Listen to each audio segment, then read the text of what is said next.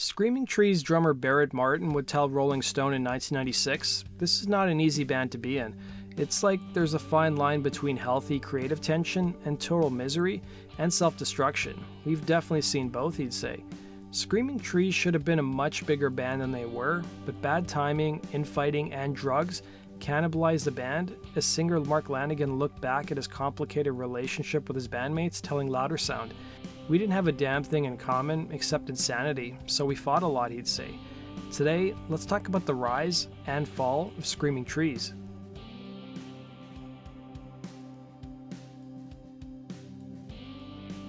Growing up in a ranching town named Ellensburg, which is about 100 miles from Seattle, brothers Gary Lee and Van Connor were outcasts in school, being painfully shy and getting into trouble with their parents and teachers by boozing. Soon enough, the brothers got drawn into punk music, more specifically the band Black Flag. Also growing up in Ellensburg around this time was future bandmate Mark Lanegan, whose towering stature made him the star quarterback in high school. But Lanegan also had a troubled childhood, and by the time he became a legal adult, he'd already been arrested for a variety of offenses including public drunkenness, shoplifting, and drug possession. Like the Connor brothers, Lanegan would find punk rock in his early teens when he saw a picture of a shirtless Iggy Pop on the front cover of an issue of Cream magazine at a record store. Lanegan would eventually meet Van Connor in journalism class, and the pair bonded over their love of punk rock. Van's older brother Lee, 5 years his senior, was writing and recording songs on a 4-track recorder.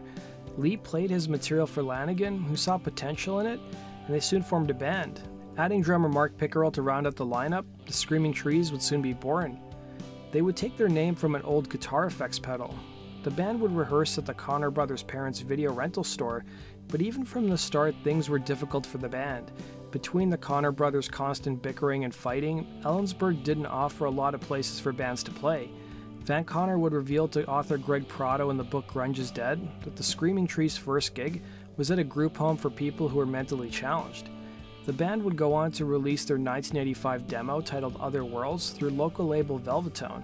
And while many people think of Mark Lanegan as one of the best singers to come out of Seattle, original drummer Mark Pickerel would reveal in the book Grunge is Dead how the singer was still finding his voice early on, revealing, "This was maybe a few months after Lanegan started singing with us, so he was still figuring out his strengths and weaknesses. I remember there was this song, Pictures in My Mind. He was self-conscious about his voice, so we ended up speeding up the tape to give his voice a different edge."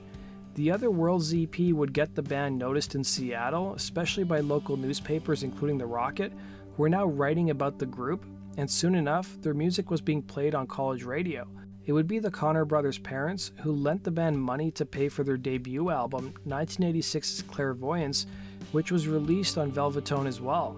For a band that people really hadn't heard of, it was a surprise to its members when the album sold over 2,500 copies. Following the band's debut album, Screaming Trees' music eventually found its way into the hands of Black Flag guitarist and SST Records co-founder Greg Ginn. Throughout the rest of the 80s, Screaming Trees would release a string of albums, EPs, and solo records for SST, including 1987's Even If and Especially When, 1988's Invisible Lantern, and 1989's Buzz Factory. But the band almost came close to calling it quits. Van Connor would tell author Greg Prado that following 1988's Invisible Lantern, the band almost quit, revealing, "We all had crap jobs and had no future. You weren't making any money in a band like that. We were supporting our band habit by having a job. I left before 1989's Buzz Factory for a while, about half a year when I had my first son. I freaked out. I was like, I can't do music anymore. Of course, then I realized that life sucked even worse without music, so I started doing it again," he'd say. According to a longtime roadie of the band who told Rolling Stone, "I think everybody has quit the band and rejoined at least once. I remember someone from a major label once said, 'Well, if you get rid of one of the fat guys, we'll sign you,' and they were just like, 'Forget this.'" The band appeared to catch a break though in 1990 when they signed with Sony-owned Epic Records. At this point in time, not a lot of bands from Seattle had major label deals, with the exception of Soundgarden and Alice in Chains. Screaming Trees' major label debut, Uncle Anesthesia, would be released in 1991. Produced by Terry Date and Soundgarden's Chris Cornell, whose wife managed Screaming Trees, the album did little to expand the group's fan base. The song Bed of Roses charted on the mainstream rock charts, but it wasn't enough. Drummer Mark Pickerel would tell author Greg Prado, "There was a sort of self-imposed pressure to produce a record that was exciting, but also radio-friendly. I don't think Terry Date had really experienced what made the Screaming Trees great. Outside of that experience, he had not followed us as a fan. But Van Conner had a much different view of things, revealing in the same book that Pickerel didn't want to sign to a major label as he felt it would create too much pressure on the band. Following the release of Uncle Anesthesia, Pickerel would leave the group. The band would soon enough enlist Skin Yard drummer Barrett Martin, and Screaming Trees thought they only had one more chance to prove themselves, otherwise they'd lose their recording contract. They would release their follow-up album Sweet Oblivion in 1992. Luckily for the band at this point in time, the Seattle music scene had exploded. Lee Conner would tell Rolling Stone in 1996, "When we went into the studio, Epic didn't know what the hell to do with us. Then suddenly we came out and Pearl Jam was making it big and Nirvana was huge. All of a sudden there was a market for our kind of music," he'd say. The group's big single from Sweet Oblivion was the track Nearly Lost You, which was also used in the 1992 Cameron Crowe film Singles, and the band toured extensively behind the album, playing with the Spin Doctors and Soul Asylum that summer. Sweet Oblivion would end up selling almost 500,000 copies, and Gary Lee Conner recalled the writing process for the record, telling Kerrang!, "We never knew what Lanegan was going to do with songs. Sometimes he'd come with ideas, and sometimes he'd do things in the spur of the moment. At one point, half of the songs didn't have lyrics or even titles. He disappeared for 3 days, and when he came back, he was hungover after being on a binge. Not only did he have all the lyrics, he sang everything too. I don't know how he did that, whether it was an epiphany or he had planned it all along," he'd say. In the fall of 1992, their label Epic Records strong-armed Screaming Trees to hit the road with Alice in Chains, who were also signed to Sony. The tour was full of debauchery, and it introduced perhaps one of the greatest villains to the story of Screaming Trees, which was the drug heroin. It was reported by author David DeSole in the book Alice in Chains: The Untold Story that the tour with Alice in Chains represented the first time frontman Mark Lanegan used the drug. He would end up in a hospital in Montreal after suffering blood poisoning, and in fact, Lane Staley would end up filling in for Lanegan during the tour stop in Montreal.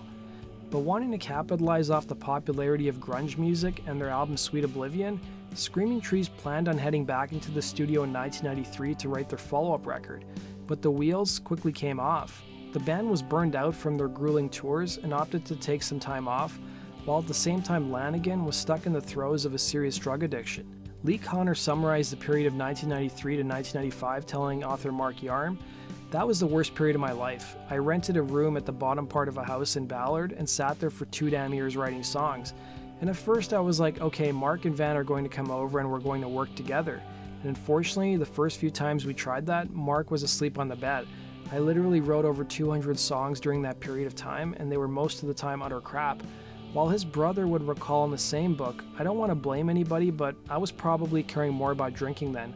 Lee would have blow-ups if we were effing around. Maybe I'd be drunk or Mark would disappear for a few days, but through it all, Lee kept plugging away," he'd say.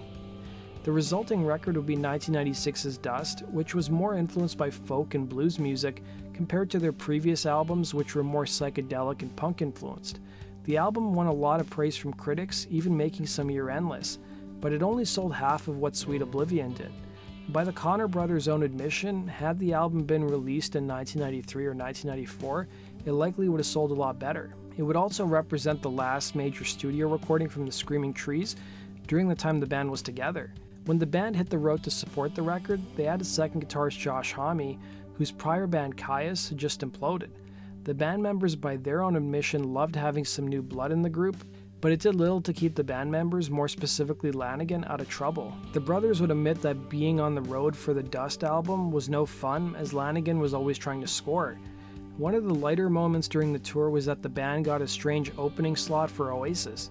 It turned out that both bands shared the same label in America, and it was a business decision to pair the two acts together. And it wasn't a good pairing, as Liam Gallagher reportedly insulted Screaming Trees to their face, calling them the Howling Branches. Lanegan claimed in his autobiography Sing Backwards and Weep that he challenged Gallagher to a fight, but the singer reportedly chickened out and bailed on the tour. I've done a much more detailed video on this feud. It's listed below in the description box. Make sure you guys go check it out. While on tour playing club dates in San Francisco for the Dust album, Lanegan was arrested for drug possession charges. The band's tour would be interrupted as Lanegan spent almost a year in rehab. Drummer Barrett Martin would tell Loudersound, "Lanegan's one of the greatest singers of my generation, and in hindsight, it's better that the Trees missed that world tour because everyone in the band is still around. If we had stayed on the road, that might not be the case, he'd say. Following the tour to support Dust, the band left Epic Records and turned their attention to their next album. In reality, though, the band was finished. It would just be a slow, drawn-out death. Screaming Trees would come up with new material, but it wasn't enough to land them a record deal. Almost half a decade would pass since Seattle was a new epicenter of rock music, and times had changed. Labels were now pushing nu metal and pop rock, and the band's new material would sit on the shelf and collect dust. It was around this time that Lanegan was able to get sober with the help of friend Courtney Love, and the band would play their final show together in 2000, and to everyone's surprise except Lanegan, it would be the end for the group. Lee Connor would tell Kerrang! What the end of the band was like, revealing, "Lanegan made most of the business decisions and a lot of creative ones. A lot of the time he wouldn't tell us what the decision was. In fact, he didn't even tell us the band was breaking up. I didn't know until after the last show when someone mentioned it in the dressing room. He could have told us that. The last years of the 90s weren't a good time for a band to get signed. Maybe if we'd left it for a few years and come back, we could have got something going," he'd say. Following the announcement of the band disbanding, Lanegan talked to MTV, revealing, "The other guys have families and other projects to work on, and I'm working on my 5th solo record. We've only played like 5 shows in the last 3 years," he'd say. In the years that followed, the members would pursue other musical projects. Most notably, Lanegan would join Queens of the Stone Age and embark on a pretty successful solo career and collaborated with other artists. The band's scrap sessions from 1998 to 1999 would eventually be released in 2011. Titled Last Words, The Final Recordings, the album would be released on drummer Barrett Martin's own label, Sonata Records. Lee Connor revealed to Kerrang! That since the band's breakup, he's only spoken to Lanegan once, and there were some initial talks of doing a reunion about 6 to 7 years ago. He would tell the magazine, "In the times we got together after we made Dust, it seemed to me that we'd reconciled. I talked to him in 2012-2013 when we thought about getting back together to do some shows around the time when The Lost Words came out. He called me after we ultimately decided not to do it, and we talked for about half an hour about what we were doing, life-wise. And it was a nice conversation. After he broke the band up, he kept calling me wanting to record, but I guess that's when he hooked up with Queens of the Stone Age." But even by 2019, it seemed like there existed a lot of bad blood, at least on Lanegan's side. The singer would react pretty angrily to a fan on Twitter who said the frontman was ready for a Screaming Trees reunion, saying the following, "How do you get the nerve to make a statement like that, dude? I don't know how many different ways I can say it, but any Screaming Trees reunion, show, rehearsal, lunch, or fistfight will not include me. Please keep your shitty comments to yourself. Don't put words in my mouth, man." As recently as last year, Lanegan would release his new book titled Sing Backwards and Weep, and the book of course talked about his time in Screaming Trees, and he had some pretty harsh things to say about his former bandmates, with Lee Connor revealing he could only make it through a few pages of the book because, and I quote, "While many of the facts may be accurate, it's delivered with a venom that is perplexing. I moved far, far past all my problems and confrontations with Mark many years ago, and airing all this now after half a lifetime in a very public forum seems vicious and petty," he'd say. That concludes today's story, guys. Thanks for watching. Let me know in the comments section where Screaming Trees rank for you out of all the bands that came out of Seattle, and do you think they should have been much bigger than they were? And do you guys think we'll see a reunion? We'll see you next time on Rock and Roll True Stories. Take care.